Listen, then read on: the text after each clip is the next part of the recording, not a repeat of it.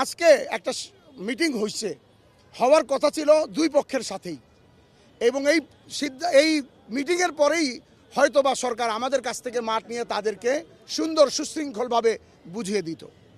কিন্তু তারা যখন এটা করলো, সার্জিস এবং হাসানাতে কথা বলে দিল যে আপনারা যদি আইন শৃঙ্খলা ভঙ্গ করেন, আইন নিজের হাতে তুলে নেন, তাহলে আপনাদের সাথে আর আমরা নেই।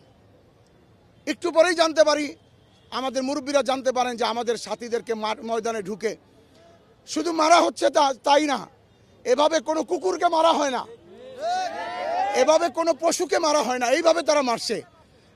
আমাদের মসজিদে এখন 4 তলায় আহতরা আছে। আমরা ঢাকা মেডিকেল থেকে এইমাত্র আসলাম। ঢাকা মেডিকেলে এখন 40 জনের মতো আহত রোগী খুব মুমূর্ষু অবস্থায় আসে। একজনের লাশ আপনারা থাকতে থাকতে হয়তো চলে আসবে, এবং আরও রোগী বাংলাদেশ হসপিটাল, উত্তরায়, টঙ্গী, আহসানুল্লাহ মাস্টার হসপিটালে, বিভিন্ন জায়গায় আমাদের শত শত আহত সাথী রয়ে গেছে। যখন হাসানাত আবদুল্লাহ এবং সার্জিস তারা এই কাণ্ড দেখলেন, দেখে তারাও হতভম্ব হয়ে গেলেন, কিংকর্তব্য বিমূঢ় হয়ে পড়লেন, এবং তারাও তাদের চোখেও পানি চলে আসলো। এটা কি করলো? আমরা কার পক্ষ নিয়ে আসলাম? কার কথা বলতে আসলাম? আমি আপনাদের নাম বলবো না, সরকারি পর্যায়ের লোক আমাদেরকে এই কথা পর্যন্ত বলছে, আপনারা এদের সাথে 6 বছর চলছেন কিভাবে বরদাস্ত করছেন এদেরকে 6 বছর? এরা মাঠে ঢুকে এই হত্যাযজ্ঞ চালায়। এরপরে আমাদের সাথী মুরব্বীরা কাকরাইলে জড়ো হতে থাকে, আমাদের মশওয়ারা হয়, পরামর্শের পরে আমাদের কিছু সিদ্ধান্ত হয়। আমি সিদ্ধান্তগুলি শুধু আপনাদেরকে জানিয়ে দেব। আমাদের একটি সিদ্ধান্ত হয়, আজকে সন্ধ্যার মধ্যে যদি সাদিয়ানি বাহিনী তারা যদি তার মাঠ ছেড়ে না দেয়, তাহলে আমরা আগামীকালকে সারা বাংলাদেশ থেকে এবং ঢাকা শহরের 8 পয়েন্ট থেকে আমরা লং মার্চ পায়ে হেঁটে টঙ্গীর ময়দানে গিয়ে সমবেতভাবে জোহরের নামাজ আদায় করব।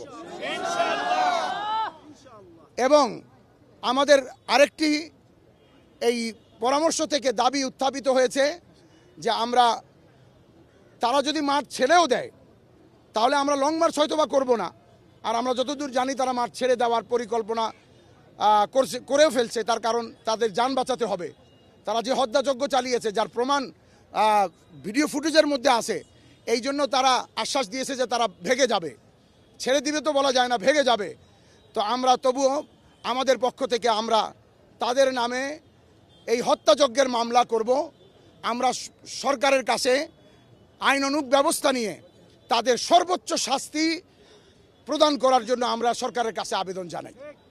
তাদের মধ্যে সবচেয়ে বড় যিনি কলকবজা কাঠি নাড়েন, ওয়াসিফুল ইসলাম, তার ছেলে উসামা, আবদুল্লাহ মনসুর, আজিম উদ্দিন, জিয়া বিন কাসিম, মনির বিন ইউসুফ, আব্দুল মুক্তাদির, মুয়াজ বিন নূর, সফিউল্লাহ, হাজি মনির, শামসুদ্দিন, আসিফ, আর মোট আমরা এখানে তাদের নাম যতটুকু 30 জনের মতো আমরা নাম আছে, যার মধ্যে 10 জন উল্লেখযোগ্য।